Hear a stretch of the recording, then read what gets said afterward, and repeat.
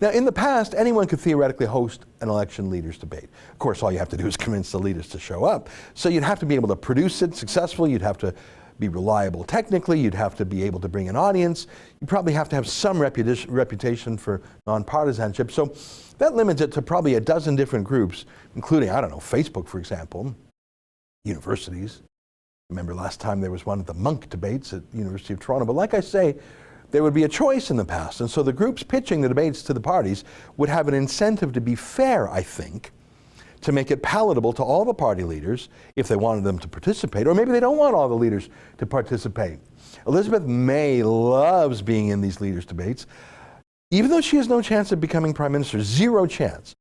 She just really uses it as a fundraising opportunity for her party, a PR opportunity, and to bash the Conservative candidate. In the last election, she literally never once attacked the Liberal candidate. She just didn't. I watched all of her interventions. All of her attacks were on Trudeau's opponents, especially the Conservative who was running, Stephen Harper. That's not normal. That's not natural.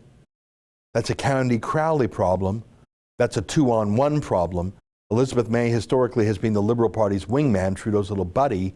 So obviously the left want her in there to double the amount of bashing on Andrew Scheer this time. But this time, given just how far Trudeau has collapsed in the British Columbia because of his mistreatment of Jody Wilson-Raybould, I actually think the Green Party, if they do well, might steal maybe even a couple of seats out there, and more importantly, split the Liberal NDP vote out there. So paradoxically, having a wingman like Elizabeth May might actually help the Conservatives this time. But my point today is, if there were freedom in who arranged these debates and how you could have some people offer to host a debate with her in it and see who comes, and someone would offer to host a debate without her in it and see who comes, and it would be whatever, it would be free. But, you know, I mean, for contrast, what do you think about Maxime Bernier?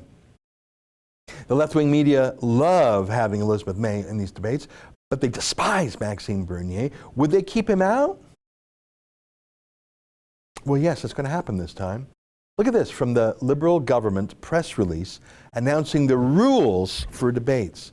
In the interest of time, and as a starting point for the upcoming 2019 debates, the government has established clear criteria for participation by political party leaders. In 2019, debates would include leaders of political parties that meet two of the following three criteria. At the time of the general election in question is called, the party is represented in the House of Commons by a member of Parliament who is elected as a member of that party. That's one of the criteria there. That's a rule written to address precisely one person, Maxime Bernier. That's the rule now. Now there's two other criteria. Do they have a certain number of candidates, or are they at a certain level in the polls? But all of a sudden the government has just said there are official government rules written by Trudeau now that will determine who gets to debate him. Trudeau says so. It's the law now. Even if the media wanted otherwise, even if all the party leaders wanted otherwise, that's what Trudeau wants, and what he wants is what he gets. In the past, these were all private decisions between the political parties and the media, but now they're not. Now there's actually a government commission that makes the decisions for these debates, appointed by Trudeau. Why? Why is this a government matter decided by people who work for Justin Trudeau and the establishment? Since when does the government regulate that? And extra gross, they've appointed former Governor General David Johnston to run it. Why is he doing errands for Trudeau now? And look at the news today. Look at this. Who will be shaping the reporters, shaping the questions, shaping the themes? It's Trudeau's pets. This is from a CBC story. Here's the government's list of approved journalists for these debates. Only these media are allowed to participate in the debates. CBC News, Radio Canada, that's the French Quebec wing of CBC. Global News, CTV News, the Toronto Star. Huffington Post Canada, Huffington Post Quebec. They get 2 slots, I guess. La Presse, Le Devoir, and L'Actualité. So the Ottawa, Toronto, Montreal establishment, nothing from the West, of course. They're just reformers out there. 5 out of the 10 of the institutions are in Quebec. That's weird. Quebec has less than a quarter of Canada's population. 2 of them are state broadcasters. The newspapers from the bailout media, this is Trudeau's $600 million election bribe. Obviously there. The Toronto Star. I saw this headline in Blacklocks, the great independent news outlet in Ottawa.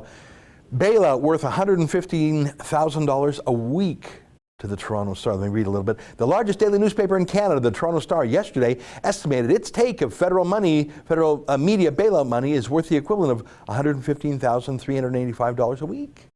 Payroll rebates will see publishers awarded up to $13,750 per newsroom employee. That's called a bribe, folks. Gee, do you think they're going to have a theme or a section of the debate about the carbon tax and its cost to business? Or Trudeau's war against pipelines and industry? Do you think they're going to talk about the foreign policy mess Trudeau's created with China, India, Saudi Arabia, everyone? Or do you think Trudeau's hand-picked bailout media will talk about the climate crisis?